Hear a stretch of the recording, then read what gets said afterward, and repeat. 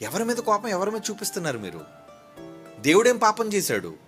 ఏమండి, ఇక్కడ చెప్పబడుతుంది దేవుని వాక్యం మాత్రమే. వాక్యాన్ని వినండి. వచ్చి మీ చుట్టుపక్కల ఉన్న మనుషులను చూడకండి. మీకు నచ్చకపోతే ఎవరితో మాట్లాడకండి. కాముగా వెళ్ళండి, కాముగా వినండి, కాముగా వచ్చేయండి, అంతే. ఏమండి, కానీ ఎందుకు మానేస్తున్నారు? సహవాసాన్ని ఎందుకు మానేస్తున్నారు? మానేయొద్దు. సరే, ఒంట్లో బాలేక మానేశారంటే అర్థం ఉందండి. లేదంటే ఏదో వెళ్ళడానికి కొన్ని పరిస్థితుల్లో ఎప్పుడు వచ్చేవాళ్ళు కొన్నిసార్లు రాలేదంటే ఏదో కారణం ఉంది, ఓకే. ఎప్పుడు మానేలేదు కదా వాళ్ళు. కానీ నువ్వు ఎప్పుడో కనబడుతున్నావు అంటే అర్థం ఏంటి? ఈ సంఘంలో బాప్తీసం తీసుకున్నావు, అప్పుడప్పుడు పనుల్లో కనబడుతుంటావు, ఆ తర్వాత గుడికి రావు, వాక్యాన్ని వినవు, కలిసిన వాళ్ళతో సహవాసంలోనూ ఉండవు. సహవాసము చాలా ఇంపార్టెంట్ అండి. ఒక కుటుంబం నిలబడింది అంటే భార్య భర్త సహవాసంలో ఉండాలి. అప్పుడే కదండి ఆ పిల్లలు, ఆ కుటుంబం బాగుంటుంది. భర్త ఒక చోట, భార్య ఒక చోట గొడవలు ఆడుకుని పోయారు అనుకోండి, పిల్లల పరిస్థితి ఏంటి? వాళ్ళ జీవితాలు ఏంటి? ఏమైపోవాలి చెప్పండి? దానివల్ల కుటుంబం విచ్ఛిన్నం అయిపోతుంది, అంతే. అంటే ఎవరి పంతాలు, ఎవరి కోపాలు ఒకరి మీద ఒకరు చూపించుకుంటే మధ్యనున్న పిల్లలు, కుటుంబం ఏమైపోవాలి? భర్త కోపం భార్య మీద చూపించి, భార్య కోపం భర్త మీద చూపిస్తే వీళ్ళ భవిష్యత్తు ఏమవ్వాలి? వాళ్ళ భక్తి జీవితం ఏం కావాలి?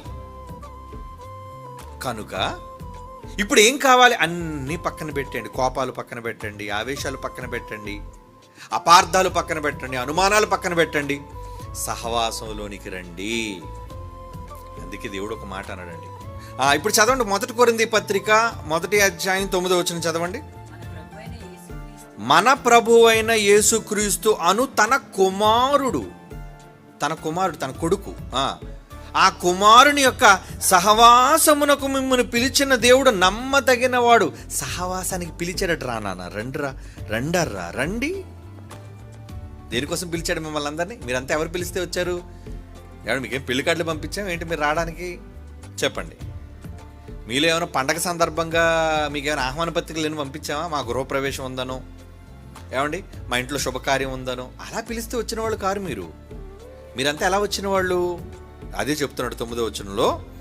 మన ప్రభువైన యేసుక్రీస్తు అను తన కుమారుని సహవాసం. మీరు కుమారుడైన కొడుకు సహవాసంలో ఉండడానికి పిలిచాడట తండ్రి.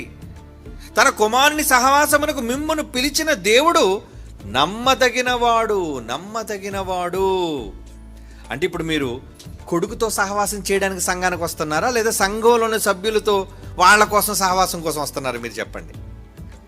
గుడికి వచ్చేవాళ్ళు, ఆయన ఆరాధనలో పాల్గొనేవాళ్ళు, ఆయన వాక్యాన్ని వినేవాళ్ళు మనుష్యుల కొరకు రావటం లేదు, గుర్తుపెట్టుకోండి.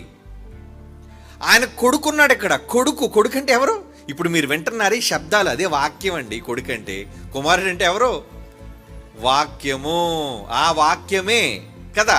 ఆది యందు వాక్యం ఉండను, వాక్యము దేవుని యొద్ద ఉండను, వాక్యము దేవుడై ఉన్నాడు. వాక్యమే దేవుడు. అంటే ఈ మాటలు ఏదైతే వాక్యాన్ని మనం చదువుతున్నామో, వింటున్నామో, శనివారం ఆదివారం మనం వింటున్నామే మాటలు, అది కొడుకు మాటలు, కుమారుని మాటలు. ఆ మాటలు వినడానికి మీరు రావాలి. తన కుమారుని సహవాసము అంటే కలిసి వసించటం, కలిసి నివసించటం, జీవించటం. అది ఆ పదానికి అర్థం, సహవాసము. కలిసి దేవుని పనిలో మీరు ఉండటం కోసం, కొడుకు మాటలు విని దాని ప్రకారంగా ఉండటం కోసం దేవుడు మిమ్మల్ని పిలిచాడు.